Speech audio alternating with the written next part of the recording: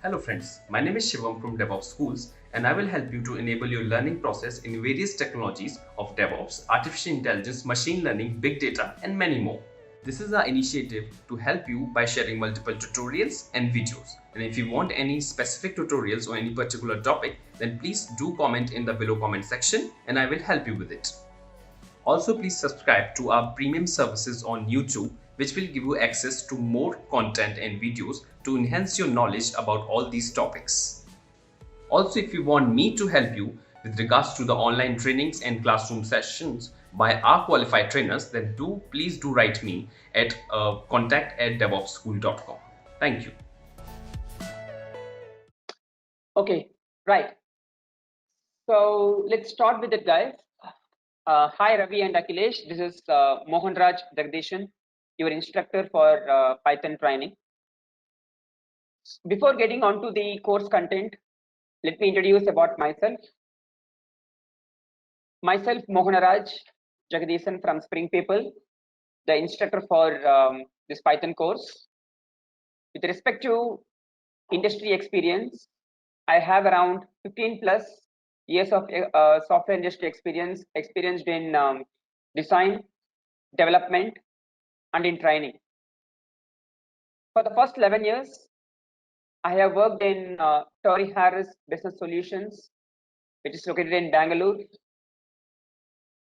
And from the last 4 years, I'm completely into software training domain, taking trainings in various scripting languages like Python, Perl, PHP, Ruby, and also in domains like machine learning, data analytics, data science, web development, so on. Right? Okay, so let me read out your name. You can unmute yourself and you can brief about your technical skills and what your expectation. There is what is your expectations from this training? Yeah, let's start with Akhilesh. Thanks, Mohan. This is Akhilesh. So I have recently joined GE as staff product security analyst, and I have around 9 years of experience in information Okay. security. All So right. basically, I have touched almost all the domains of information security, be it VAPT, audit, risk assessments, even the code reviews, all sort of activities which falls in information security. But actually, I did some kind of scripting also using Python, which was Okay. more around doing automation for audit of the AWS accounts. All So right. for my All right. company, so I did some kind of audit automation for that for some scenarios using Python. Okay. But Okay. Right. I did it with the purpose of um, we had a task and we had to achieve it. So it's not like I am very much well versed with Python. I am just a layman, but it was done using some kind of tutorials on web and that stuff. So Okay. I'm not very much well versed, but I am very much impressed by the Python capability in cloud. I mean, integration in cloud and those stuff. Okay. So Okay. I'm really looking forward to understand Python basics and probably on top of it how I mean it will give me a direction to basically think how can I achieve my objectives of automation using Python. So that is something which All I am right. All looking right. for. Yeah. All right, Akhilesh. Thanks. Thanks for your introduction and your expectation. Yeah. Let's hear it from Ravi. Hi everyone. So basically, I have 12 plus of experience. Okay. Primarily been into testing and test automation. Okay. Mm-hmm. Current in GE since 1 year. I'm part of healthcare. Okay, and currently I am architect for testing team. There I have been mostly working on framework side for a reliability testing team. So I have a bit of change Okay. in terms of domain here. Mm-hmm. Uh, yeah, and so we have our framework in Java plus Spring Boot Java and shell scripting. So we also have to do quite a lot of automation things, and so that we are doing through shell scripts. We want to move to Python basically because Got it. we have seen that the capabilities are better than what we have in shell script and the older scripting language. Exactly. Yes, shell script is the core for Python. We can say so. That is the base interpreter. Okay, so on top of it, all the other scripting languages are built like Perl, PHP, Ruby. But PHP is PHP is meant for web development. So basically, it is more than web development. We can do anything with PHP, but it is dedicated to web development. Yeah, thanks, Ravi. Thank you, Dennis. So could you please introduce yourself and could you please let me know your expectations, Dennis? Okay. Hi everyone. I think Hi. I missed out the initial 5-10 minutes. Yeah, I just joined now. So Yeah, I'm yeah. from healthcare. Yeah, I'm from healthcare, GE Healthcare, ARC Okay. division. And actually, Mm-hmm. by profile, I'm embedded software engineer. Okay. That's what I'm working professionally. And then again, as you asked, the expectation wise, what I'm looking forward for. In our projects, I had once some online training on Python, so have little bit of understanding, basic. I just want to understand more, and Mm-hmm. our same automation. I think our build automation, our software build automation, all those Mm-hmm. things. The other teams are using Python, so I want to understand more so that I can contribute on the ongoing projects and all those things. So that's what my interest is in.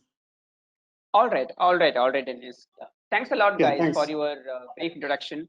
So throughout the session, I request everyone to be on mute, okay, so that it will be very helpful for me as well. And if you have any queries at any point of time, you can just unmute yourself and then you can talk over because we have just we have just 4 participants, right? That should be fine.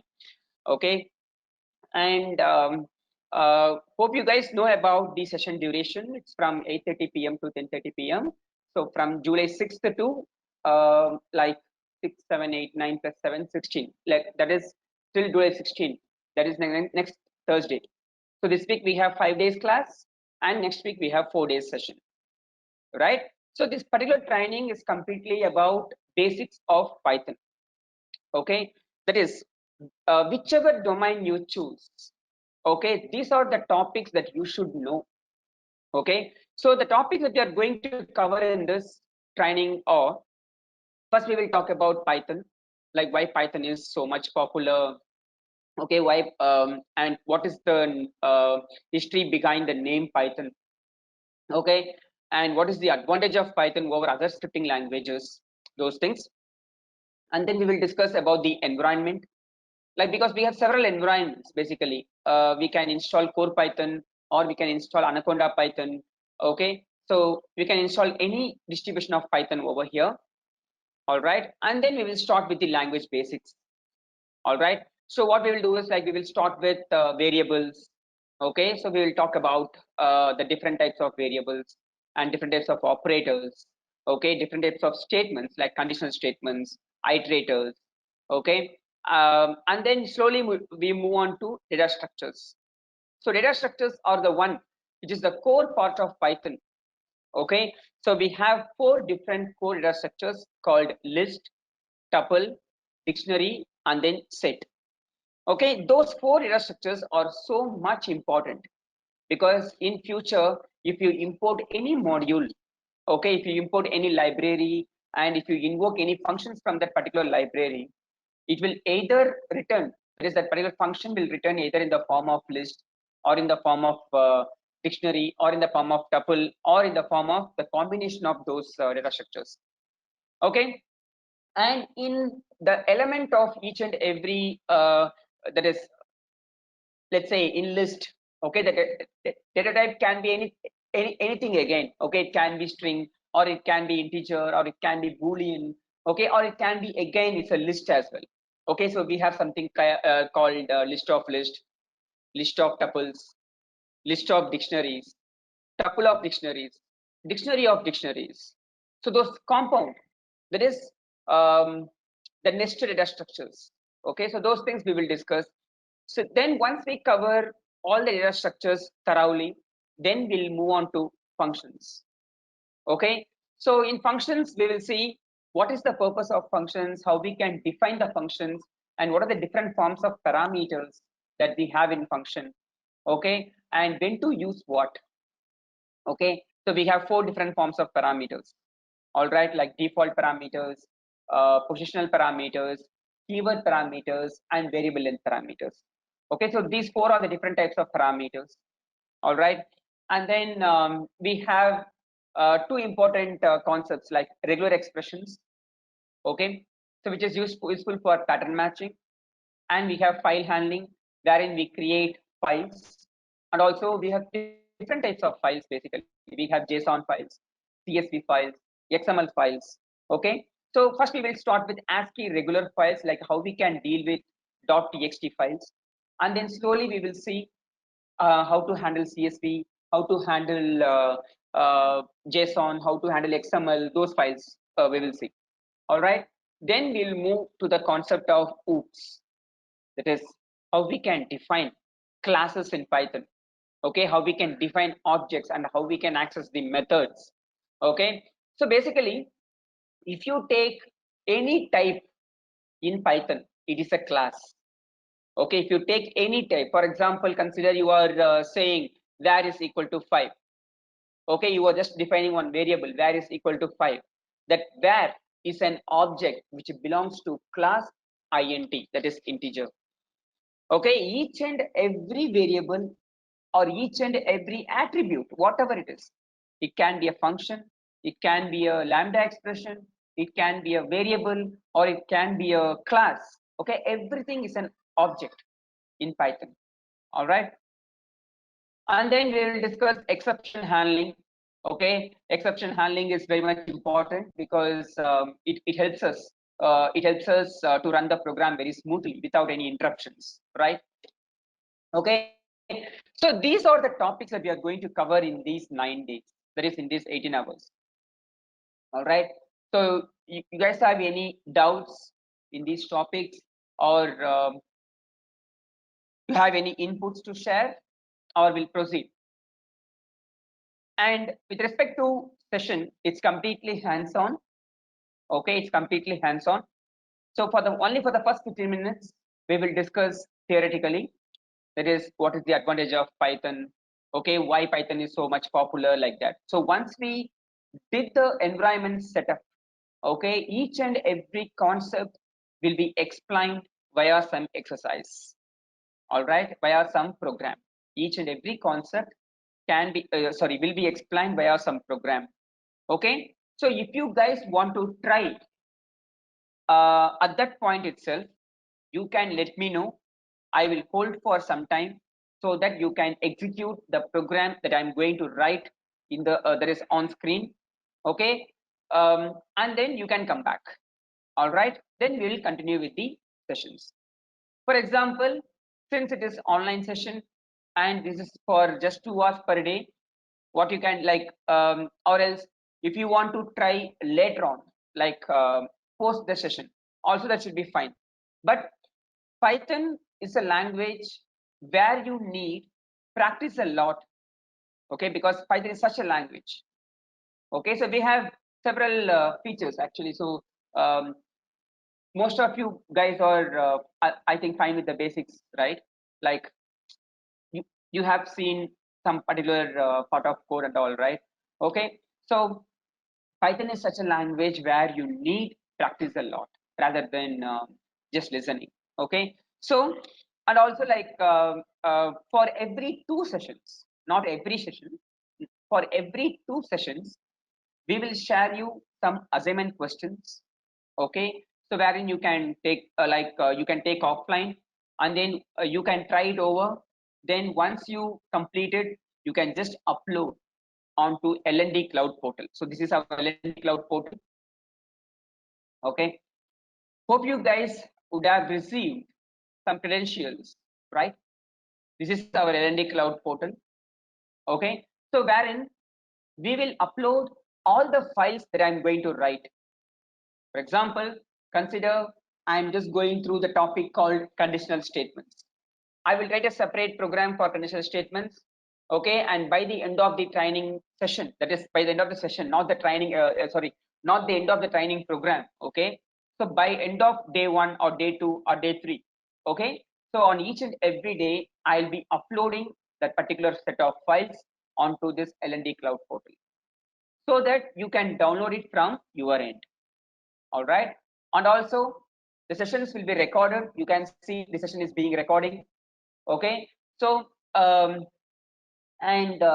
the recordings will be uploaded to L&D cloud portal. Okay, the very next day, because once the session is completed, okay, it will be just a temporary file. Okay, for example, now we are giving the session in GoToMeeting, right? So it will be having some temporary file.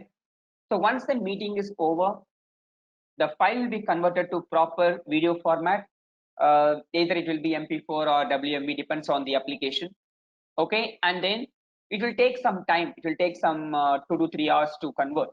Depends on the amount of time that we have spent. Okay, so 1 hour, let's say. All right, and the day, like the next day morning, my operations team will pick the file and then they will be importing it. Okay, sorry, they will be uploading it. All right, to L&D cloud, so that you guys can access those particular recordings whenever you guys need. And for this particular website, you guys will be having the lifetime access, so there is no time limit for this. Okay, clear, guys? Any questions? So, Mohan, thanks for giving an insight on this.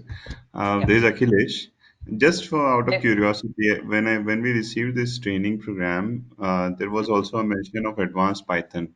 So after this, is it like a mandatory thing that somebody who wants to will there be going to be a vast difference that you're going to cover? You are the one who is going to cover in advanced Python, or is it Exactly, something? yeah. I'm the one. So I'm the one. so will there be a vast difference that whomsoever has not done this basic training, they would Yes, face some, there will be vast difference. Yes, okay. yes. The thing is, yeah. The thing is, Akhilesh, so here Hmm. we have the contents with respect to basics, right? Okay, Yeah. so these will see, except classes and objects, okay, everything will be covered under a single topic, like Python basics, a refresher. That's it. Hmm.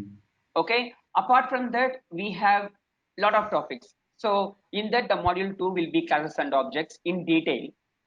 All right, and then we have multi-threading concept, multi-processing concept, and CGI programming. Okay, collections, decorators. Okay, and we have something like so many modules will be covered, like sys module, OS module will be covered. Okay, Okay. there is some standard library modules out there. Okay, and also we will be covering some module like logging module, socket concepts. Okay. So Understood. a lot of things will be covered in advanced Python. So Okay. see, this is the core Python basically. The one what we are going to see over here, right, is completely core Python. That is, if you choose any domain, right, these are the topics you must know. Okay, for example, we have several courses as well. For example, we have machine learning with Python, web development with Python, deep learning with Python. Okay, so Mm-hmm. everywhere we will give some hints on this, like just some 1 hour. Okay, this Okay. 3 days contents will be explained in 2 to 3 hours, like that. Okay. Okay. Understood. Okay, so like that, yeah. Clear?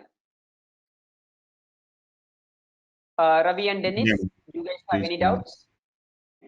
No, we are good actually. Yeah, just a second. Yeah, me too. Yeah. Okay, so and if there is any network discrepancy, please let me know. Okay, and if there is any network disconnection happens, so just please stay for some 2 to 3 minutes. Okay, so I have alternate broadband connection also. I'll be reconnecting with the same credentials. All right. I would be having a concern in this thing. So in Yes. between, I'm in Kerala, so there could be a possibility that I would be disconnected at times. So just Okay. bear with me. I may connect back automatically. Yeah. No problem, Dennis. No problem. No problem. Yeah. Like for example, if you are disconnected also, okay, and that particular topic you can go through, okay, with the recordings, and even post the session. If you guys have any doubts, you can send me a mail. My email ID, that is, I'll be sharing my email ID by the end of the training program, okay, with everyone. All right, and you guys can send me a mail if you guys have any questions or clarifications. No issues at all.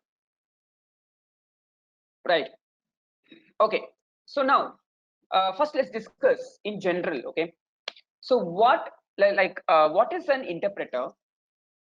Okay, what is an interpreter? Let me just take a notes over here so that this will be shared with all of you. Okay.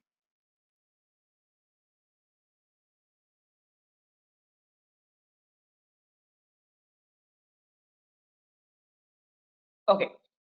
So we have something called compiler and we have something called interpreter, right? So what is the difference between compiler and interpreter? So compiler is nothing but it compiles the whole source code before executing.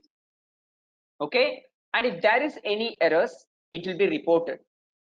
All right, and it produces one bytecode.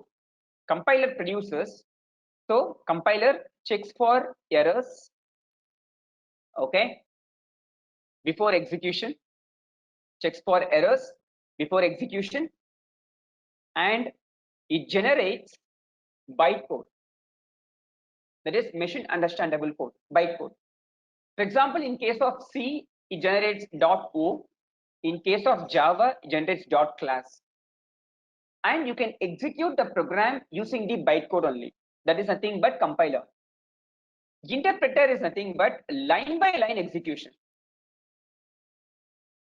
Okay, in general, interpreter is nothing but line by line execution.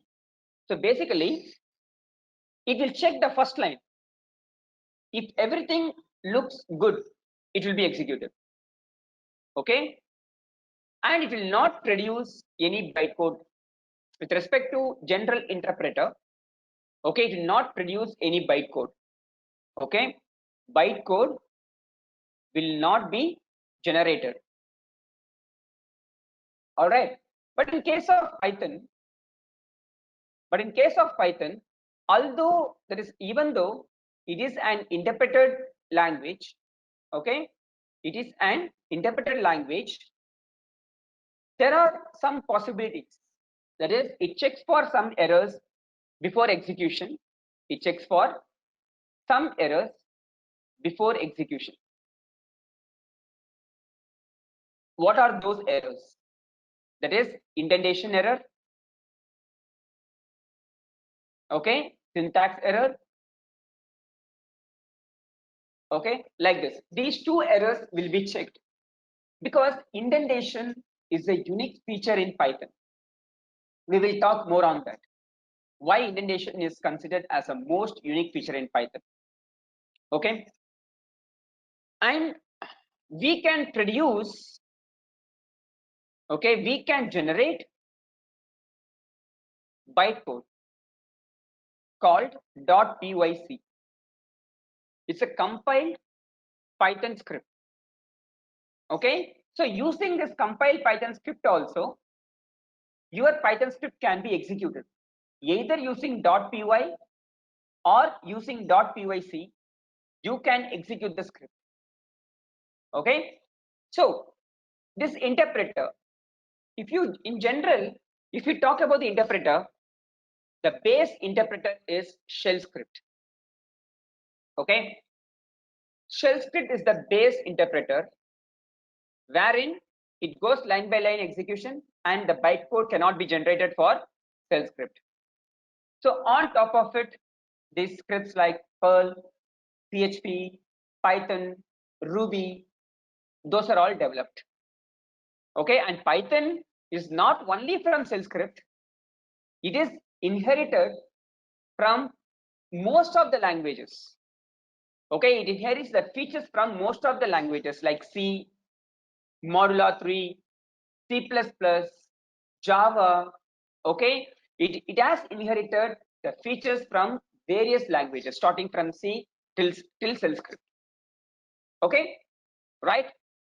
And now, why the name Python? Why the name Python? Any idea, guys, you have? Sorry to interrupt you, Mohan. Can I have a quick question? So Yes, maybe please. it's a very lame question, but No problem, uh, no problem. what is when you said that some languages, you said Ruby, Perl, these has been inherited from shell script. So Yeah, what that is is shell it. script actually? If you can Oh, elaborate on that. okay. I mean, I know, Okay. but I wanted to understand in a very basic language. Yeah, Yeah, sure. Definitely, please. definitely. See, shell script is nothing but, okay, it's a series of tasks. See, for example, consider I have a DOS operating system. Okay, DOS means is nothing but CMD, command prompt. Okay, this is Right, disk operating system basically, right? right, Prior to Windows GUI, we had only this command prompt correct, only. correct. Okay, that we call it as DOS. Okay, Mhm. so wherein if I want to execute some particular commands, what I will do, I will say, for example, if I want to list the files, I can say dir. Okay, in this, Right, if I want to load some file, I will use some command, copycat or something with respect to DOS. Okay, and right. similarly, in Unix flavors, okay, shell script is purely for Unix operating systems. Okay, Okay, okay. it's not for Windows basically. Shell script is purely for Unix operating system. Okay, let me note it down. This file will be shared with all of you. Okay, shell script. For example, consider you have some 100 files in your current directory, and you want to delete all the files which are older than 180 days. That is the requirement that you have. Okay, you have some 100 to 1000 files, let it be 1000 or 2000, n number of files you have in a current directory. Okay, and you want to delete the files which are older than 180 days, that is older than 6 months.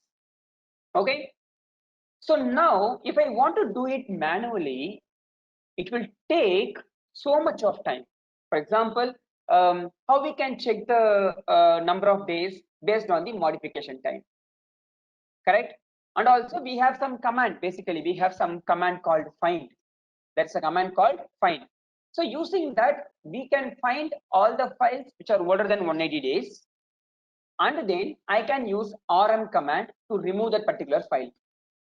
Okay, so these are the steps that I have to do. Okay, Right. so this is a generic process where I can apply the same process in n number of directories.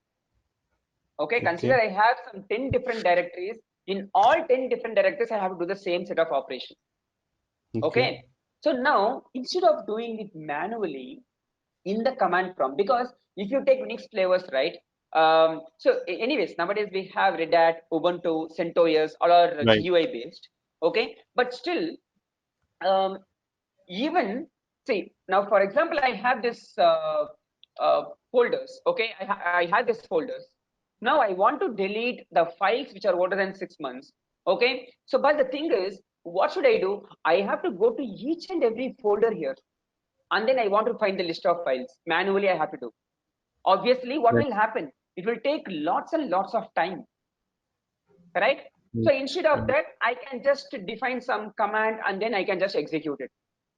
Okay, Okay, so now shell script, using the script, I can write a series of steps that has to be executed sequentially in a file. Okay, in a file, that is take the directory. So basically I want to like take a directory, okay, and retrieve the files which are older than 180 days, and then see, and then I can just say loop through the files, that is for each file, and then I can remove the file. To get our channel membership, click onto the join button, select the 3D99 plan and grow your skills immensely. Okay, so this shell script is a program, basically it's a shell programming, we will say, which will be written purely in all Unix based operating systems, okay, wherein we can write any kind of scripts that will perform server level administration task. Okay, so we can automate, that is, instead of doing it manually one by one after the another, we can write a series of steps. This is like a program only. Okay, so we can just write it and then we can just execute it. But this shell script has some limitations because it is very basic programming language. Okay, it's for example, in Windows we have something called PowerShell. Yes. Okay, that is for Windows operating system. That is PowerShell for Windows, shell script for Unix flavors. Okay. That Unix flavors can be anything. It can be Mac OS, it can be Red Hat, it can be CentOS, it can be IBM AAX, okay, HPUX, Solaris. Okay, for anything, shell script is the one. Okay, now it has lots and lots of limitations. That is, we don't have variables which can store millions of data in it. Okay, so we can store, that is, we can have arrays, but it has very limited capacity.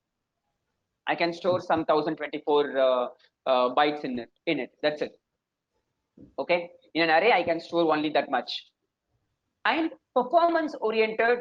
Okay, see, for for the command based, it is fine. For example, consider you are performing some database oriented task. Okay, consider you have some CSV file. You want to read all the contents from CSV file and then you want to upload to database. Okay, we don't have libraries in order to connect to the database with respect to shell script. Okay, via the command you have to connect to database each and every time. For example, consider you are processing some 10 different CSV files, right? You have to establish the database connection 10 different times.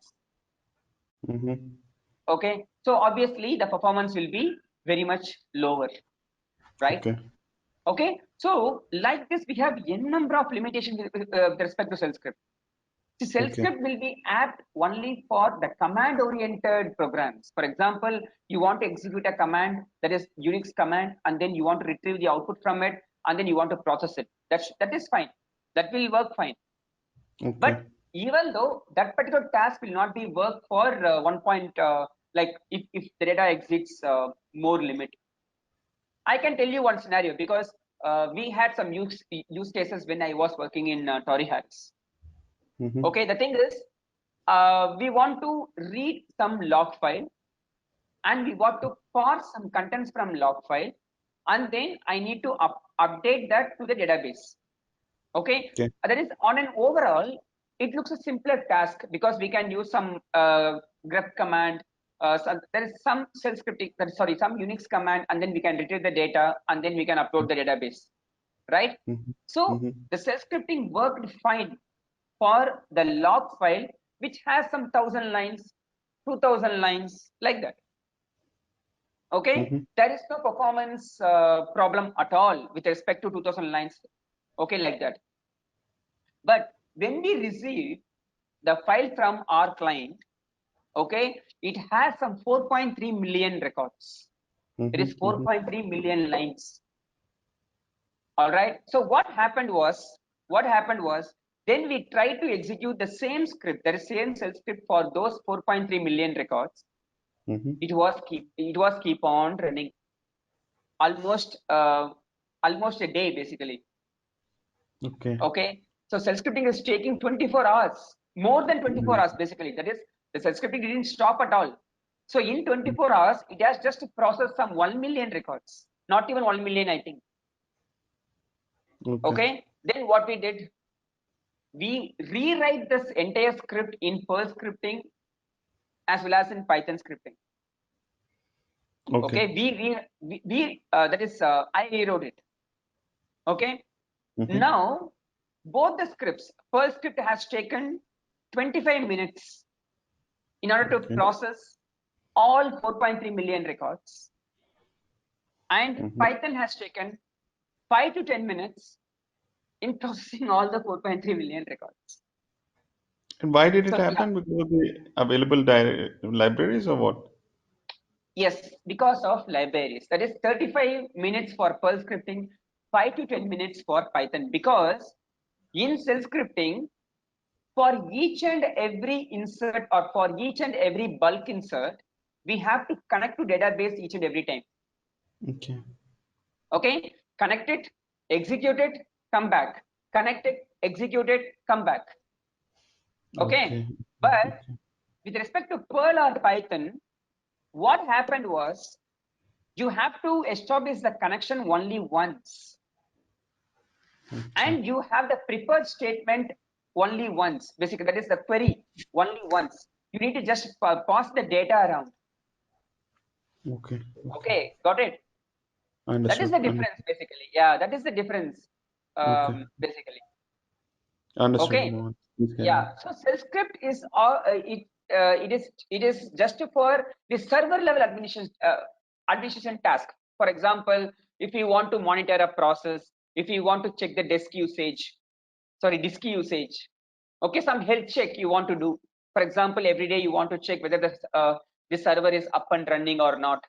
For that, shell script is sufficient enough, no problem. Okay. But whenever you're going to perform some complex task, or whenever you're going to read the huge data, that is big data, okay, then Python is better. Okay, clear? Ravi and Dennis?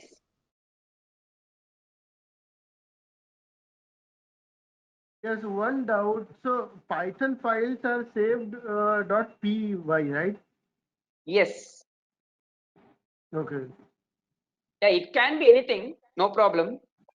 It can be .txt also. Okay, so Python interpreter will understand. yeah.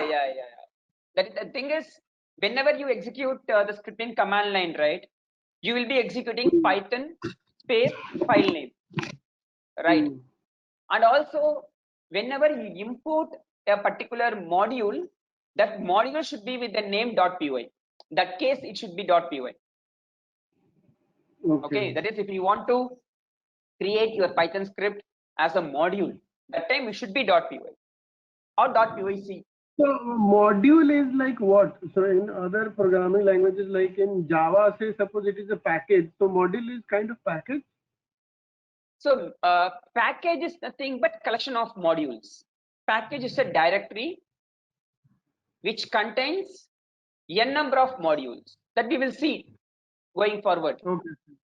Yeah. Okay, like after classes and objects, we will see that topic, like how to create our own library, how to access the package. Okay, those things we will see, discuss. Clear, Ravi? Yeah. Thank you. Yeah. Right. So now, why the name Python? Why this particular programming language is named as Python? You all know what is Python, right? If you Google, you will get, or if yeah, you will get everything actually. Right. So this is developed by Guido van Rossum. Okay, in early 1990s. When he developed this language, he wants some funny name to be there for this programming language. Okay, so he just extracted character name Python from the series called Monty Python's Flying Circus. It's a television series, okay, which was telecast in BBC in early 1970s. Okay, BBC in 1970s. Okay, so Python is the name of the character played in that particular series. But if you see any textbook or if you see any images in Python, right, you will be seeing a snake. Correct? Basically, he doesn't mean the snake.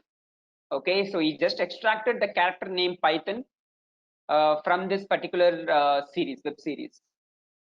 All right, and you might have heard something called Anaconda Python. So Python itself is a big snake. Anaconda Python is nothing but a biggest snake. Okay, Anaconda Python is Anaconda is nothing but biggest snake. That means we have two different distributions of Python. Okay, we have two different distributions of Python. Okay, so let's discuss during environment setup. All right, like what is the difference between core Python? Okay, what is the difference between core Python versus Anaconda Python? We will discuss in detail, right? Okay, now the very important question. Why Python is so much popular? Anybody can answer.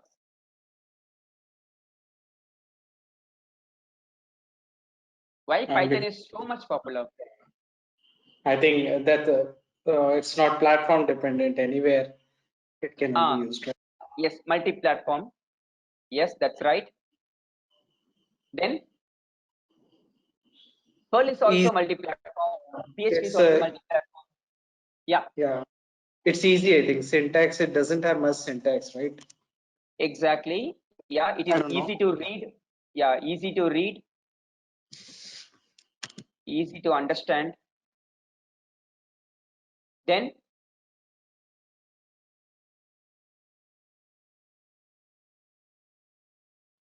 millions of libraries. Yeah. And syntax, simple syntax.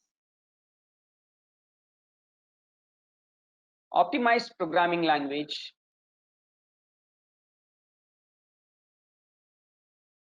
Supports big data. Supports web frameworks or web UI. Okay, and supports there is AI, ML, data science, right?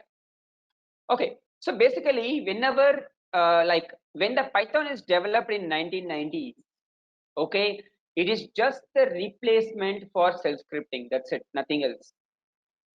Okay, for example, if you want to perform any server, that is Windows server level administration task, you have to write PowerShell. If you want to do the same thing for Unix operating system, you have to write shell script. So you need some common programming language that should work for any operating system. That's nothing but Python. Okay, so Python is a replacement for PowerShell as well as shell scripting.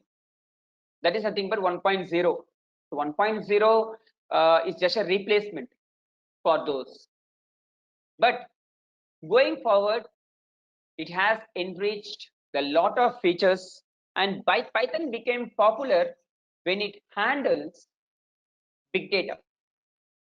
Hope you guys know about big data, right? So we'll be having a CSV file which contains millions of records, and then we need to handle it like this. Okay, we have to handle in seconds basically. Okay, so Python supports n number of libraries for that. For example, there is some library called Pandas. Hope you guys might have heard about that. Okay, so Pandas is the very good library for data analytics, wherein we can read the CSV file which contains millions of records in seconds, and we can build one object around it, and then we can reduce using the iterations. Okay, so we can perform lot of operations in just a single line statement. And also here you can see easy to read and easy to understand. how it is easy to read and how it is easy to understand, because we have some unique feature in Python. It's called indentation. So basically, whenever you write any program, you have to follow indentation, whatever programming language that you write. For example, even if you write self-scripting, even if you write Java, or if you write C, okay, you have to follow indentation, because indentation makes the programmers for better readability, right? For example, consider I'm writing some statements like this, okay? I'm writing some statements like this. Let's say if some condition, okay, and then I'm writing something like this, and then again I'm starting another if, and then I'm opening something, again I'm starting another if, and then I'm opening something, I'm closing it, again I'm writing some else block over here, I'm writing something over here, and I'm closing it, okay, again I'm writing some else block over here, I'm closing it. Okay, so now what will happen in this case? If somebody reads the programs, okay, which is written like this, right? Okay, it's very difficult to understand. So instead of this, I have to write like this. Okay, so the same block can be written like this. Give some indentation while writing the program. Okay, give some indentation while writing the program like this.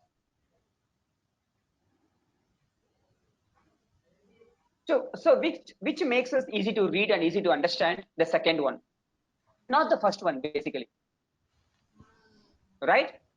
Okay, so Python is enforcing the users to use indentation. Okay, you have to use indentation feature. Without that, is consider you have written some 1,000 lines of code. Okay, you have missed indentation in any one line. Okay, your program will never be executed. Even a single line will not be executed. Okay, so that makes, if for example, if you follow the indentation, right? Okay, it makes other programmers' life very much easier. They can easily understand the program that you have written, because whatever program you are writing is not the final version. That might undergo change, okay, maybe in a week's time, or in a month's time, or in a year's time, or in some time after some 2 years or 3 years. So that time, we are not sure that you will be working in the same team or same project or same company, right? Some other programmer will pick your file, and then they have to analyze it, and then they have to make the changes. You guys know, right? Writing the program from the scratch is very, very easier, because you are writing from the 0th line, but making the smallest change, okay, in the existing program is very, very, very difficult, right? So if that particular developer makes the changes in some wrong location, that's it, gone case. The existing function flow will never work, right? So before that is before making the changes, the new developer should understand the code. Okay, so for that we should write the program in indented way. All right, so Python is enforcing each and every developer to follow the indentation. Okay, and it has millions of libraries. Okay, for each and every activity you have some libraries if you search it. For example, if you want to convert to exe file, yes, you have some libraries. Okay, for example, if you want to work with some datetime, or if you want to convert the time from one zone to another, yes, you have libraries. Okay, for each and every task that you want to do, there is a library. Okay, because millions of developers are working on it. It's not just a single developer team. It's working on the feature of Python, or it's working on that particular library of Python. There are n number of users or working around it. Okay, and if you see one particular line of Python code, it is just reading like an English sentence. Okay, it is just reading like a English sentence basically. For example, let me write some statement over here. I'm just saying string is equal to Python. Okay, and I'm just writing is palin. Okay, or else let me write some statement like is palin is equal to yes if some condition. Okay, else no. Can somebody explain this line? Can somebody explain this line? Anyone? What is this? Is parent is equal to yes if string is equal to string of colon colon -1. So what I'm trying to do, I am assigning, okay, I am assigning either yes or no to this particular variable is underscore parent based on some condition. That is palin is equal to yes if this condition is satisfied, else no. Okay, by reading the sentence, by reading the statement itself, you can easily understand the purpose of the particular statement, right? Okay, so that is the beauty of Python basically. Okay, that is the beauty of Python. And one more thing, I'm just writing on in string. What I'm saying, on in string. Okay, that is I am checking whether on is present in the string variable or not. That is I am checking whether on is present in Python or not. On in Python. Okay, so each and every, there is not each and every statement, some of the Python statements are self-descriptive.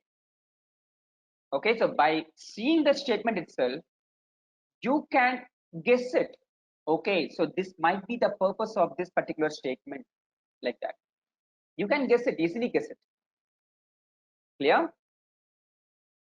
And we have, yeah, so it is an optimized programming language. What is the meaning of the term optimized? Optimization. You might have heard about it, right? Optimization. If you have worked with SQLs, you might have heard about it, like optimizing the SQLs like that. That means, for example, if you know other languages, conditional statements. What are conditional statements?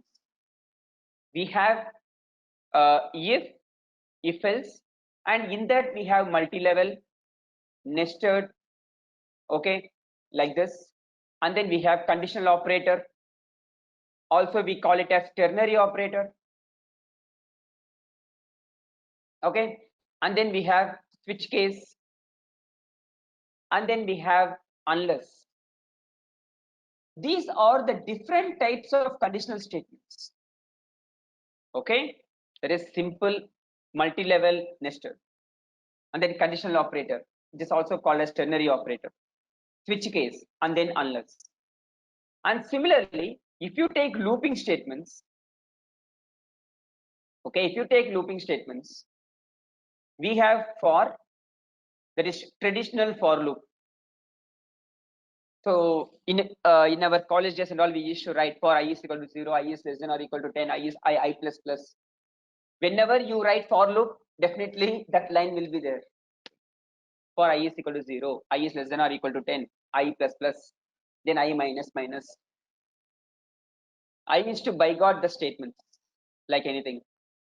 Okay, so that is the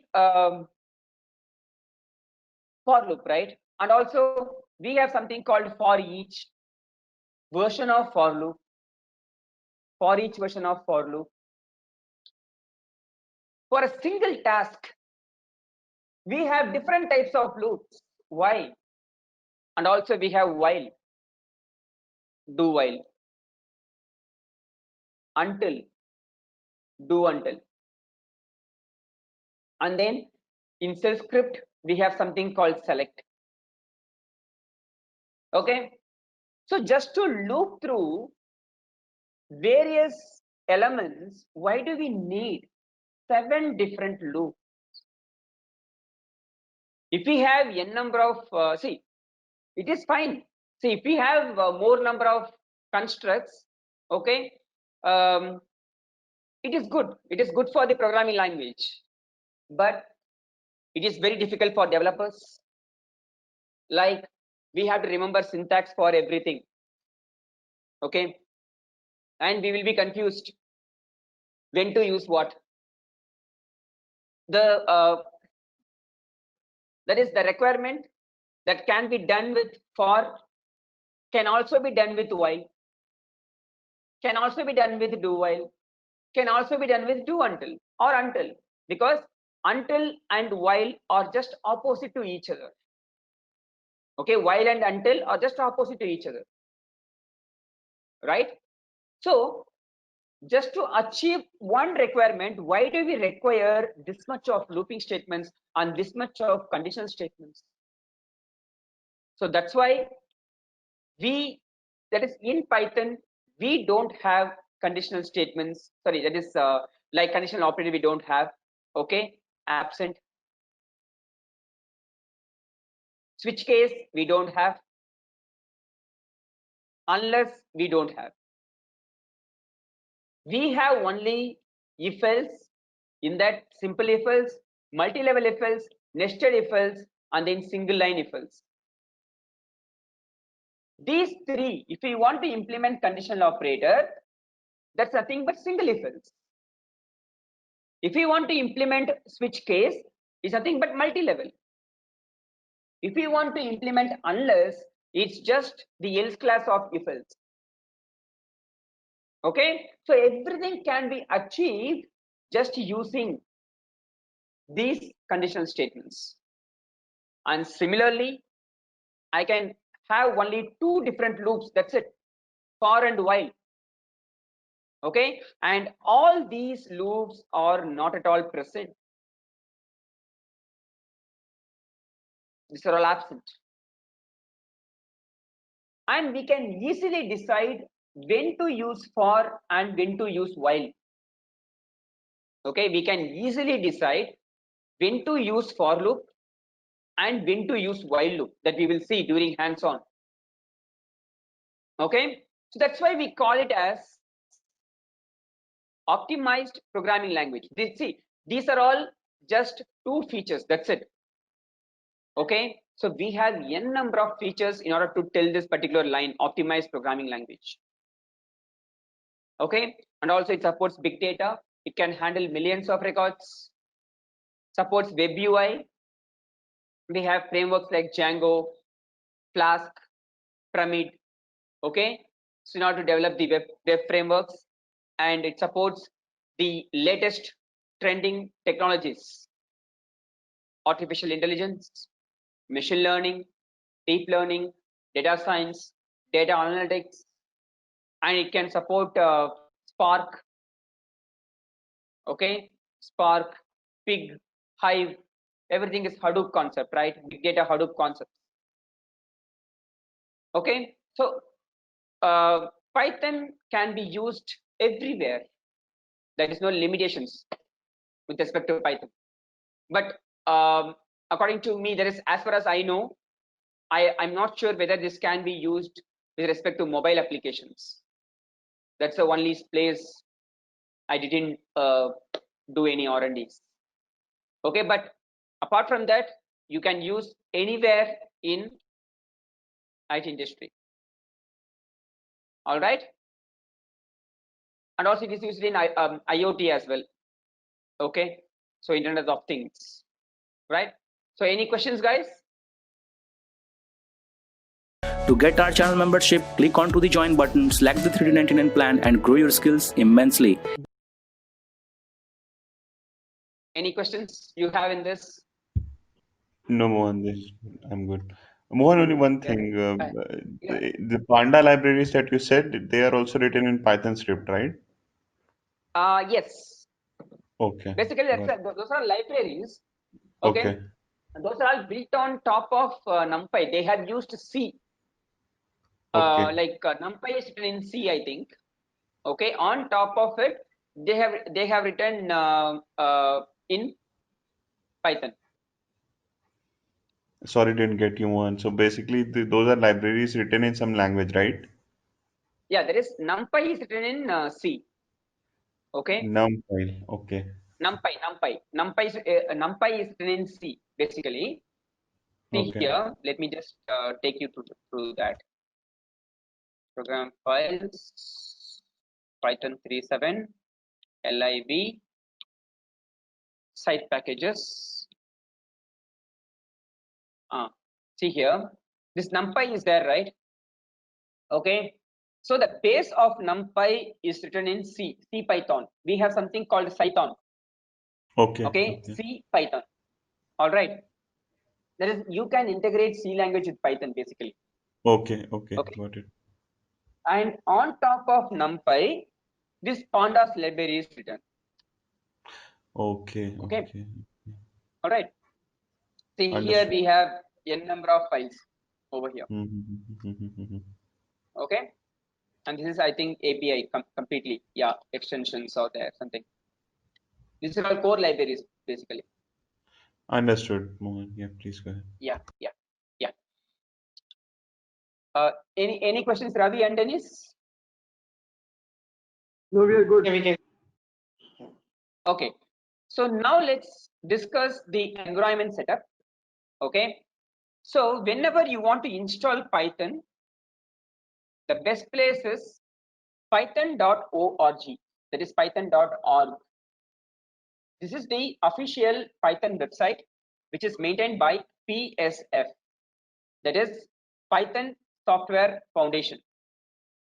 Okay, PS is nothing but Python Software Foundation. So this is being maintained by them. Okay, and if you go to downloads, you can see the latest version of Python, which is nothing but 3.8.3. And if you want to install the previous version of Python, because there are n number of applications which is running in 2.7 and all.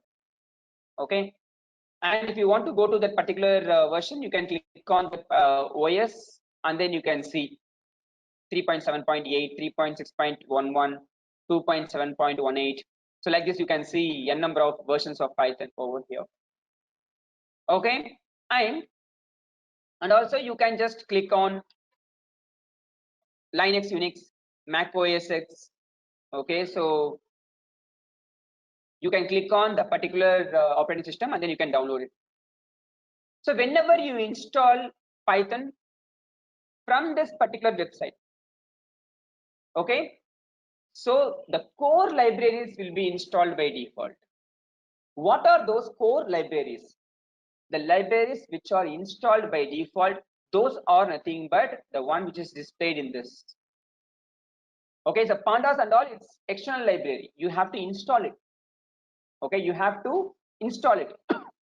Okay, so now you can see, starting from here, starting from string, everything is part of core library. You can see here, right? OS, IO, time. These are all core libraries and which will be installed by default whenever you install Python.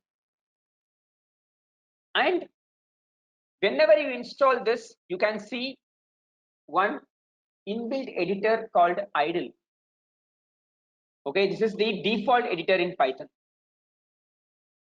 which will be installed by default. Okay, see, we can say it's like a notepad or notepad++. Okay, it supports, see, it is, and we can say it is not a complete IDE, that is intelligent development environment. Okay, it's just like a notepad, and sometimes it gives you some hints on some functions.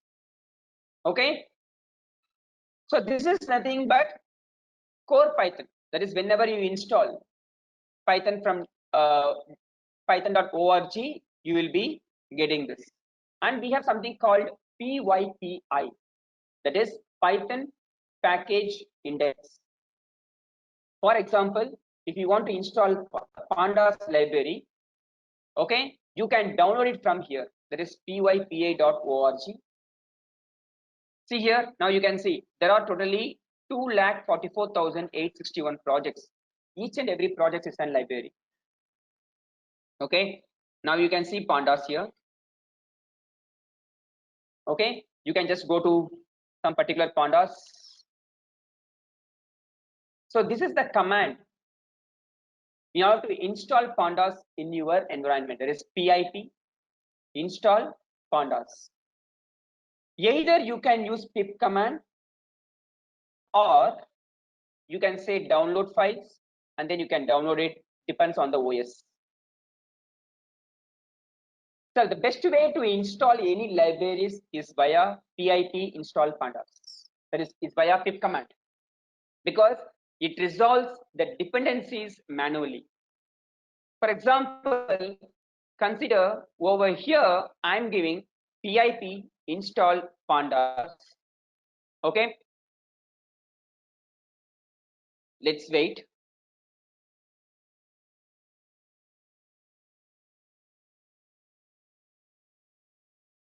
Why it's taking time?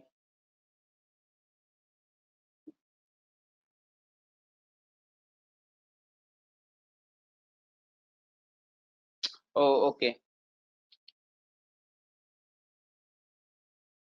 Because the 2.7 is set by default for me, I think. See here, what I did over here, pip install Pandas. That is, I am just trying to download the Pandas library. Okay, but what it is being done here, it is collecting NumPy module as well. Okay, it is collecting NumPy module as well. So basically, it will resolve all the dependent modules on its own. Okay, whenever you install any library using pip command, it resolves the dependencies automatically. Okay, that is the advantage of installing any module via pip command.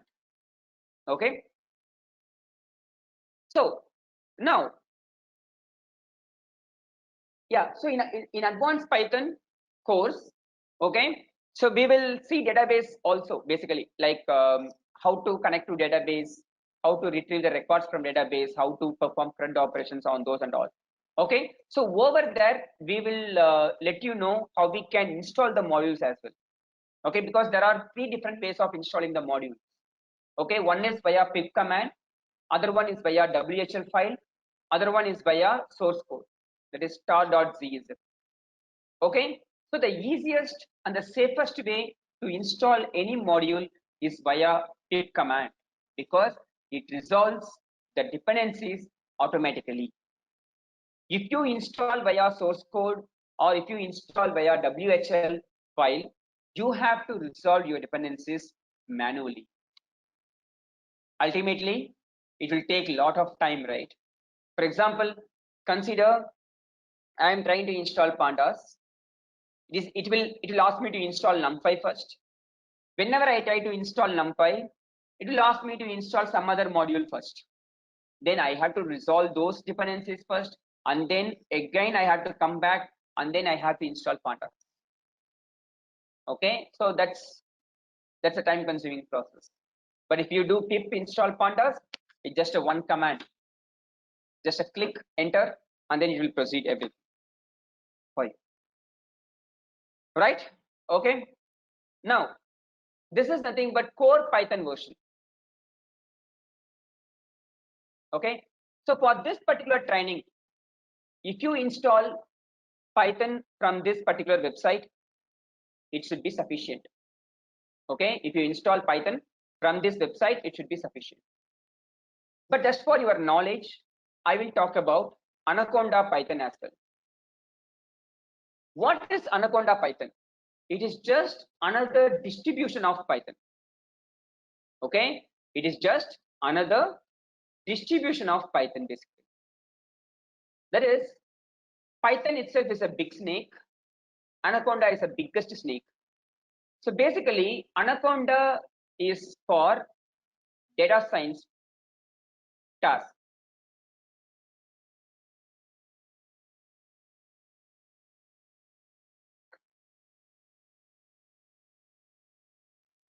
For example, if you're going to work with data science projects, better you can install Anaconda. Therein, tools which are related to deep learning, data science, everything will be installed by default. For example, Pandas, that will be installed by default when you install Anaconda. Okay, which will not be installed whenever you install core Python, but it will be installed by default whenever you install Anaconda. Here you can see your data science toolkit. Okay, subset of Anaconda. Sorry, Python is a subset of Anaconda. No, it's not like that. So okay, Python is a subset of Anaconda. No, it's not like that. Okay. So basically, Anaconda supports different languages, so it's just a different distribution. That's it. Okay. See, these are the libraries which will be installed by default. Okay. So these are the libraries which will be useful for machine learning, data science, and all, like NumPy, Spider, SciPy, Bokeh, Dask, Pandas, Matplotlib, Panel, PyTorch, these things. Okay. And also, this will be having two important editors. One is Jupyter Notebook, other one is Spider. Okay. So Jupyter Notebook is nothing but GUI version of IPython, and Spider is nothing but it's a kind of an IDE. Okay. So these two editors will be installed by default when you install Anaconda. Got it? So basically, Anaconda is not only for Python, basically, but mostly it is useful for Python.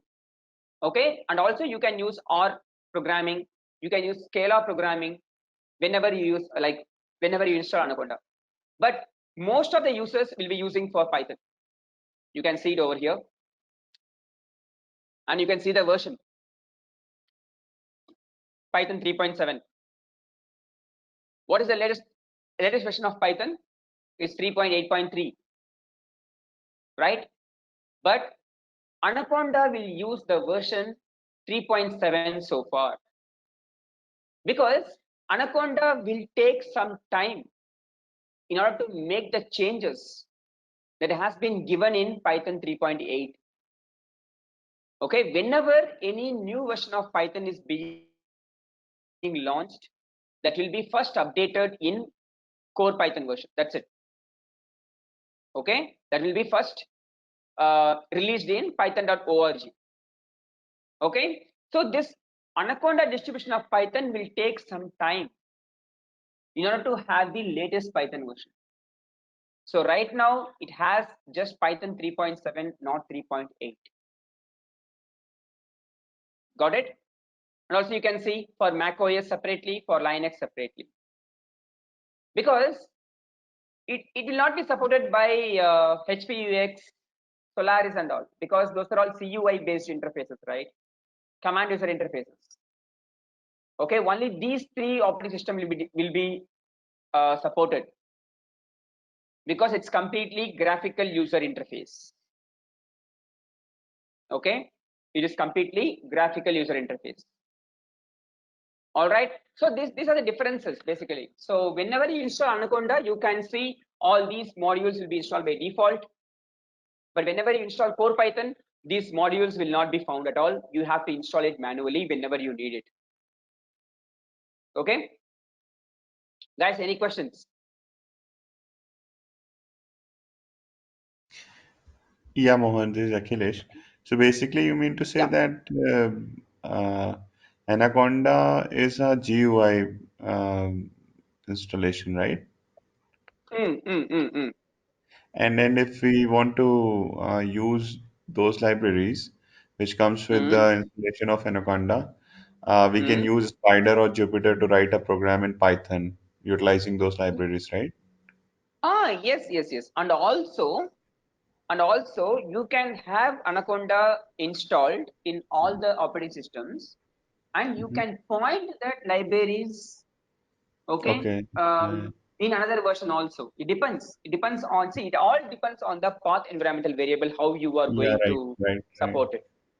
right. Okay. And is it like on you said Windows, Mac, and the Linux. Linux, So yeah. when you're saying Linux, it means any version of Red Linux, Hat. be it Red Hat, Ubuntu, everything. Yes, Red Hat yes. only. Yes. Only As far as I GUI. know, it's I think as far as I know, what is this? PowerIt and PowerI is there. I think it is for Red Hat Linux, I think. Okay, understood. Yeah.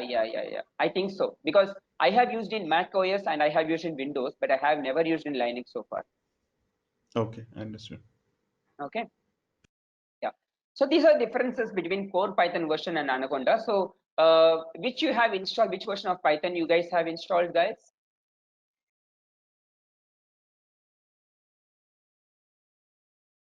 I have Which version of Python you have installed? 3.6? 3.8. I have 3.6. Fine. No issues. So which editor you have? You guys have idle or you have any other editors apart from that? So basically, I do in VI only because I have to do into remote system. So that's why. Oh, okay. Putty, is it? Yeah. So using Putty, you'll be connecting to VI editor. Okay. Right. Got it. Okay. So So what about Mohan, you, Dennis? Yeah. Yes, Akhilesh. sorry Mohan. So is it like we need to install this in our systems right away, or Like if as a you have, prerequisite? the thing is, if you have idle, that should be sufficient enough. No problem. No, so I Like if don't you, have it. okay. So before tomorrow, you can install it. No problem at all. Okay. What are the things? ID, idle, and what else? No. So you can just download it from here. That is, go to python.org. Okay. Okay, and then go to downloads, and then just download Python 3.8.3. That should be sufficient. Okay. Understood. PyCharm Okay, is and also then there, install it. one of the editor, good editor. Sorry. PyCharm is one of also good IDE, right? Yes. So in PyCharm also we are going to work from there to tomorrow. That is when I'm going to start with data structures, right? So we are going to work with PyCharm only. I'll give introduction to PyCharm later on. Okay. Because Okay. PyCharm is the best IDE which I have come across for Python. It's like Eclipse for Java, basically. Okay. So Mohan, one more question. So Yeah. once it is downloaded and I'm about to install it with like on Windows only, so are you also going to tell about the path variable that how environment needs to be set up, or Yes. The thing is, is whenever it you click on, automatically? yes. So basically, whenever you click on that exe file, right? Okay, you can select the directory. For example, by default, it will just show it your. Okay, so could you please share your screen, Akhilesh? I will stop sharing my screen now. Okay. Okay. Could you Give please me share your screen now? a second. Yeah, sure.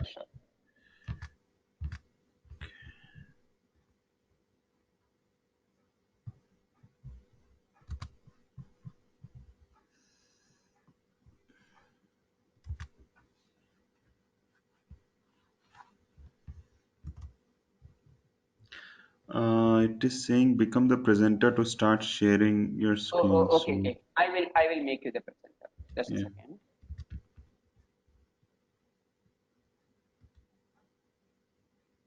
Yeah.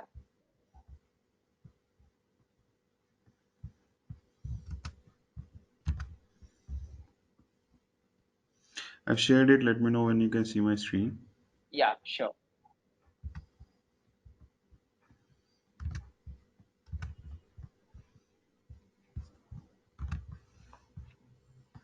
Yeah. Can you see it now? Right. So you have Should I- downloaded it now, right? No. Should I download this? Yes. Download it. Yes. Hey, just 25 MB. Go to the down. Yeah. So hold on. It started So over. now, yeah. So now if you see, there is something called add Python 3.82 path, right? Checkbox. Okay. Second Yeah. checkbox. Just click that. Just check that, Do- because you have to check that. Otherwise, your home directory will not be added to the path environmental variable. Right. Okay, So, that is the so Mohan, yeah. Go ahead. do I need to install this because mine is 64-bit? So let me remove this, right? Yeah. No issues. No issues. No issues. You can go I to mean, downloads all releases. Yeah. Say so cancel. Say so this will not work, right? no. Actually, it will work. Okay, so Oh, you can install this, no problem at all for now. But the thing is, consider you are going to access one database which is of 64-bit. okay. Okay, then your Python should be 64-bit. It is Okay. not Okay. dependent on your platform, basically. Oh, good. Okay, so And 32-bit what if Python version. I have already Python 7, and if I install and Sorry. again put add Python 3.8 to path? I will explain that, Ravi. To you, okay? Just give me some 2 minutes. I will explain that, Ravi. Okay? Yeah. So just say cancel and then go to downloads, all releases, or just click on Windows. Just click on Windows. Now you can go to that particular version. Go to 3.8.3. Come down, scroll down. Yeah, May 13, 2020. Yes. So there you can see x86 64 executable installer. Third option. Download Windows x86. Yes. So That is a 64-bit. x86. So Mohan, I already, I mean, always had this confusion. So x86 means 64-bit, right? Or No, x86 is 32-bit. 32-bit dash 64. 64 is 64. Yeah. So x86. See, if you see just x86, it is 32-bit. If you see Okay. x86-84, that is nothing but 64-bit. Okay. Okay. Understood. Yeah. So now, yeah. So now you can just click on it. So you can say add Python 8 3.8 to this thing. So right now it will be installed in your home directory. Okay. So see, if you are not checking that particular checkbox, right, what will happen is your Python directory will not be added to path environmental variable, so that whenever you say, okay, Python in command prompt, right, okay, what will happen? It will just say Python is not recognized as an internal external command, like that. Right. Okay. So that will give you some error while executing the program in command line. So always you have to select the checkbox whenever you install Python, basically. Okay, And so then now to answer, sorry to tell me. interrupt you. So No when you problem. said home directory, so is this my home directory, or is it the directory No, where it's this Python home package directory. is going to be installed? Exactly. That is the Okay. directory where python.exe exists. Okay. Got it. That is the Python home directory. Okay. Okay. Yeah. So basically, 4 directories will be added into your path environmental variable. Okay, one is Okay. Python home directory. Second directory is where pip.exe is present. Third one is where the code library is present. Fourth one is where that is a directory where the the modules that you are going to install manually, that will be present. So basically Python home /scripts, Python home /lib, Python home /lib/site packages. So these 4 directories will be added by default. Okay. Yeah. So now you can stop sharing your screen now. Okay. Yeah. So Thank you. Mohan, Yeah. I mean, I just lost a track. So whatever Yeah. directories you said, we will see in the course of, I mean, in the time of this course, or Whatever. so whatever directories you just mentioned, right? 4 directories.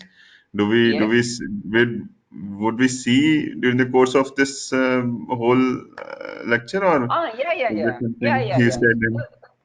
Okay. The thing is, see, this is the first directory. So this is the place where I have installed Python. C program Okay. files Python 3.7. This is the first directory will be installed. Okay, where you can see python.exe. Got it? So whenever I execute Python from the command prompt, you can see Python 3.7.3. This is from this particular directory. Okay, right? That is the first directory. Second directory is scripts. That is, in this, I have something like pip.exe. That is, in your system, you will not be having this much of files. You'll be having very little files actually. Okay, so we'll be having like pip.exe, pip 3.7.exe, pip 3.exe, like that you'll be seeing. Whenever I say pip install any module name, that will be referred from this directory. Okay, guys, clear? This is the second directory. And third directory is lib. Okay, Python home /lib, wherein it contains all the modules which are installed by default. Okay, it contains all the modules which are installed by default. You saw something here, right? That is, if you go to docs and if you go to library reference, and you have seen so many libraries, right? String, re, difflib, extract, something. See, these are the libraries which are installed by default. Correct? Okay, so those things you can see it over here. For example, if I open csv.py, you can see the source code of the particular module. You can see that because it's an open source. Correct? You can see that, but don't change, try to change anything. And the last directory is lib /site packages. This one. And this particular directory will contain the modules which are installed by us. For example, if I say pip install pandas, that pandas library will be installed in this. See, you'll be having pandas library over here. See here, whatever module that you are going to install manually, everything will be placed inside this directory, lib /site packages. Okay, understood these 4 directories, guys? Yes. So Mohan, can you tell first library again? What was the first library? Yeah. So this one is nothing but it contains the core libraries. That is the libraries which are installed by default. That is Okay. the one which you are seeing in Sorry, this, the right? directory, first directory that you said. Sorry. Yeah. Okay, first directory is your home directory. Python 3.7 is your Python home, wherein This you can home see directory. python.exe. Yes. Okay. And the second Okay. one? Second one is scripts. Python home /scripts. That is from where you can execute pip command, that is pip commands. Okay. Okay, so it will be having pip.exe, easy install.exe, like that. Right. Okay, And the so third whenever one? you say, whenever Is you lib. say pip install this thing, so the pip will be accessed from this particular directory. And third one is lib. Okay. Okay, And the so fourth this one was site will, package. yeah, fourth one is site packages. Understood. Clear, right? So these are the 4 important directories that you guys have to know. All right, so now to answer Ravi's question, okay, to answer Ravi's question, the thing is, consider you have different version of Python. See, in my system itself, I have Python 2.7, I have Python 3.7, I have Anaconda version of Python. Okay, I have everything. Okay, so if you are not checking the checkbox, add Python 3.82 path environmental variable, okay, your path environmental variable will not be modified at all. Okay, will never be modified at all. Whenever you check that box, only then these directories will be added to your path environmental variable. Okay, see, now I'm going to my environmental variable section. To get our channel membership, click onto the join button, select the 3D99 plan and grow your skills immensely. Okay, environmental variable section. Let me go to path. Edit. Okay. See, now we here we have program files Python 3.7. Consider I'm just removing this. Okay, I'm just removing this now. Provided I didn't use that checkbox. Okay. So in this case, if I just go to CMD and if I say Python, now you can see it is pointing to Anaconda version of Python 3.7.3. You can see here it is pointing to Anaconda version of Python, because whenever I say Python, whenever I say Python, it searches python.exe in all of these directories. Okay, so it will take it from this particular directory. C program data Anaconda 3. Look at this. C program data Anaconda 3. Okay, in this I'll be having something called python.exe. For example, consider I don't have this directory now. Let me say. Okay, now let me execute Python again. Now nothing is there. It is going to App Store in order to download Python from the website. Okay, so depends. It depends on this particular variable, because see here I have, where is my 2.7 directory? I don't have at all. Okay, so here let me just take it. Let me just add this directory. Okay, new, and then I will add it. C Python 2.7. Okay, all right. So now if I say CMD and then if I say Python, now you can see Python 2.7.16. Now it is pointing to Python 2.7. Okay, so it all depends on how your path environmental variable is configured. But still you can access directly. For example, you can just go to that particular directory and then you can execute it, no problem at all. See, for example, if I want to execute my own Python directory, right? So what can I do is I can go to cd program files, cd Python 3.7. Then I can just say like this, python.exe. Now you can see Python 3.7.3. So this is my actual Python version. And if I go to cd program data and cd Anaconda 3, and if I say python.exe, now you can see it is Anaconda version of Python. Okay, so still you can access it, but what will happen if I type Python? That is the question. Okay, what will happen if I say Python? For example, if I go to this, if I go to this and if I say Python, it will go to 2.7.16, because in my path environmental variable I don't have these two directories. Okay, now if for example, let's say I'm adding this directory over there. Okay, let me say path, edit, new, and then this, and similarly let me add this particular directory. Okay, where is that? One second.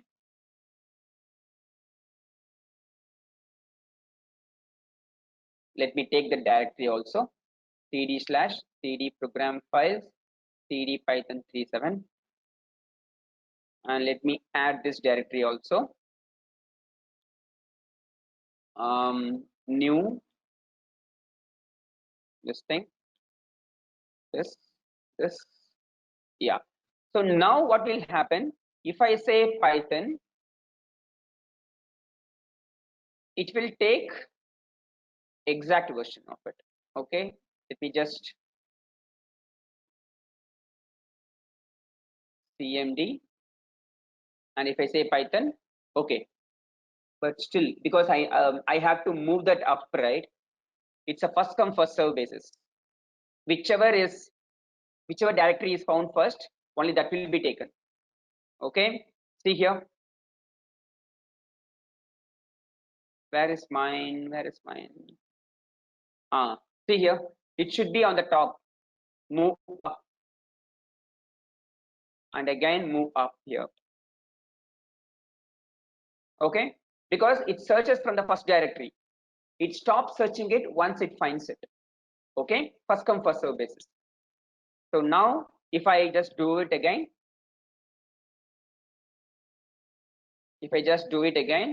it will be fine now. See here, Python 3.7.3. Okay, so this is in case of Windows, but in case of Unix machines, what you have to do is you have to make changes in .profile file. It can be .dash_profile or .profile script. It depends on your system configuration, how you want to take it out. Okay, so over there you have to just say export path is equal to, like that you have to give it. So whenever you install Python, right, that will be taken by default. Okay, it will be taken by default actually. So it will be handled like that. Export path is equal to, basically it will be like /user/bin/python or /user/bin/python3, like that. Right, Ravi? Clear, Ravi? Got it. Yeah. Yeah. So that is the case with Unix flavors. Okay, so over there you have to modify your .profile script, and then you have to execute your profile script again in order to, or else you can just log out and then log in, so your changes will be impacted. So over here, right, whenever you change any environmental variable, right, so you have to restart your command prompt, otherwise it will not be effective. Okay, because whenever a command prompt is loaded, it reads all the environmental variables. Okay, and also whenever you change any environmental variable, your Python editors needs to be restarted. Okay, whatever editor that you use, it can be Jupyter Notebook, it can be idle, it can be PyCharm, it can be Spider, whatever it is. Okay, whenever you change any environmental variable, okay, your editor needs to be restarted. That is very much important. Okay, guys, clear? Any questions? No. No, right? What about you, Akhilesh and Dennis?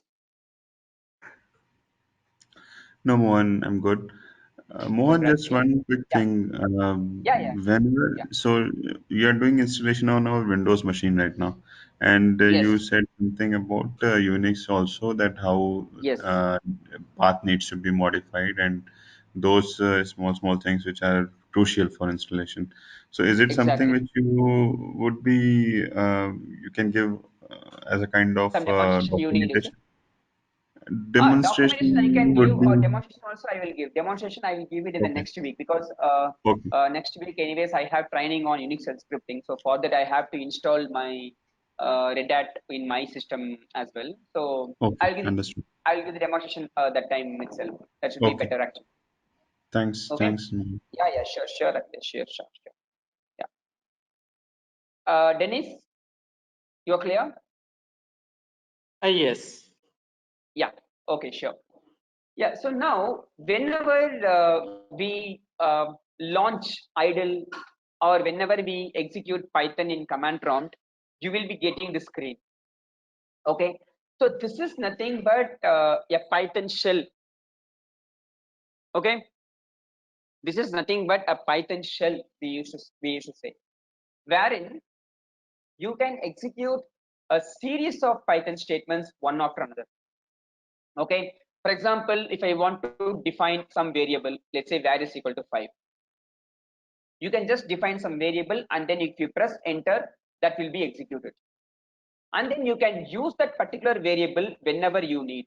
See here, print of var, and var plus equal to 5, and if you just print var, it will be 10, and then you can use this variable until you close this session. So it's like Unix operating system only. So for example, whenever you execute any Unix command in your terminal, right? Okay, so you can use a particular output anywhere, that is till you log out of that particular session. Okay, the same case with this with over here. Okay, so basically it launches one Python interpreter internally. Okay, whenever you run this particular shell. And also here itself we can write a function. If I want to write some function, I can just write like this. For example, I can say return var plus 10 or something like this. Okay, so now if I just call this function, it will return 20 because var is already 10. Okay, 10 plus 10, it will be 20. Okay, so like this, we can write any number of statements. For example, if I want to know what is the type of this particular variable var. Okay, now you can see type of var. So type is an inbuilt function that gives you, okay, the type of the data. Okay, so now you can see class int. Okay, so it is not like other programming languages. For example, I have initialized this particular var, okay, with a 5. Okay, that is with an integer value. But it is not mandatory that you should always have some integer data type into this particular variable. You can have any type of data inside this variable. For example, the next statement itself, I can give var is equal to Python. Okay, next statement itself, I can give var is equal to true. So this is nothing but string, and this is nothing but Boolean. Okay, now if I say type of var, what will happen is it will say class bool. That is, it will always take the latest declaration. Okay, whatever the latest declaration that you have given, that will be taken. Now if I execute F1, what will happen? It will give you some error like this, sorry, some values like this, 10, because we have stored it like bool. True means 1. Okay, true means 1. So 1 plus 10 is 11. But for example, consider I am giving var is equal to Python. Now I am just writing F1. What I'm getting? I'm getting some error because can only concatenate string, not int to string. Okay, that is, here I have given integer, but this var is holding a string value, so I can't concatenate it. So that time it is giving you the error. Okay, so in order to call this particular function, this var should hold either integer or Boolean. Okay, for example, if I say over here var is equal to false, and if I just call F1, you can see just a 10, because false indicates 0. So 0 plus 10 is 10. Okay, and also I can have something like def var, okay, return. Now let's say return hello or function. Okay, now if I say type of var, it belongs to class function. Okay, it belongs to class function. Now I can't call F1, I'll get an error. See, I am just trying to concatenate function and the int. Okay, so now if I say var, it will give you the function reference basically. Whenever I say var this one, it will return function. So a particular identifier can be anything. It can be a variable, it can be a class name, it can be a function name, like that. Whichever is latest, that will be taken always. Okay, whichever is latest, that will be taken always. Okay, that is the way it works in Python basically. Clear? So using this particular Python shell, we can execute a statement after statement. There's a series of statements basically. For example, with respect to idle, if I want to execute a script, then what can I do is I can go to file and then I can say new file. Okay, and then I can just save it as a some file here. Let's go to some directory. I have created some directory here, training, and then I can say Python GE, July 2020, day 1. Okay, so let's say introduction or intro.py, something like that. Okay, so here what can I do is I can just write some set of statements. Okay, I can just write some set of statements, and then let's say print welcome to Python scripting training. Okay, like this. So now if I want to execute this particular script, I have to say F5. Now you can see what is the first statement. It's a string into 75. That is, this particular string will be printed for 75 number of times. That is 75 hyphens. You can see 75 hyphens here. So this is called as repetition operator in Python that we will be seeing very detailed by tomorrow. Okay. So this is nothing but repetition operator, and then the print statement is used to print the output on the console. Whatever you are passing within the parentheses, that will be printed as it is. Welcome to Python scripting training. So like this. So if you want to execute as a script, you have to create a file and then you have to execute it by pressing F5. Guys, clear? Any questions?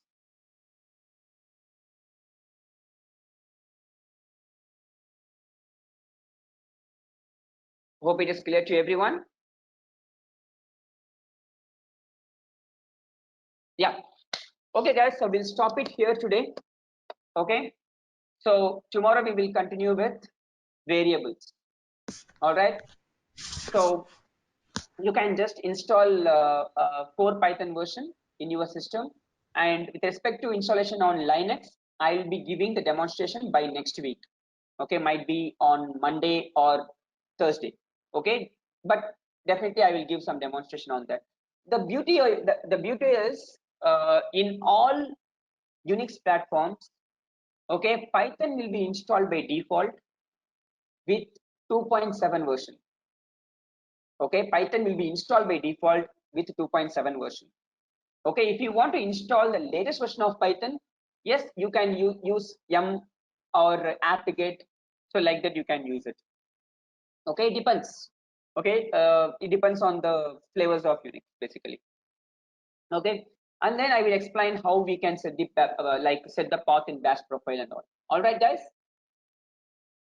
Okay, guys. So shall we wind up today? Right, Mohan. Thank you very much. Yeah. Thank you, guys.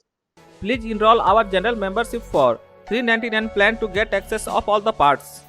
Along with that, you can access our other tutorials such as Docker, Ansible, Jenkins, Terraform, Splunk, AWS, Azure, and various other DevOps related premium tutorials with our channel membership. If you would have any issues with our channel membership, you can drop an email to us at contact@devopschool.com, or you can also unsubscribe from channel membership anytime if you don't want to continue or did not like the video. To get our channel membership, click onto the join button, select the $3.99 plan and grow your skills immensely. Please be kind enough to like it, and you can comment any of your doubts and queries. We will reply to them at the earliest. Thanks for watching.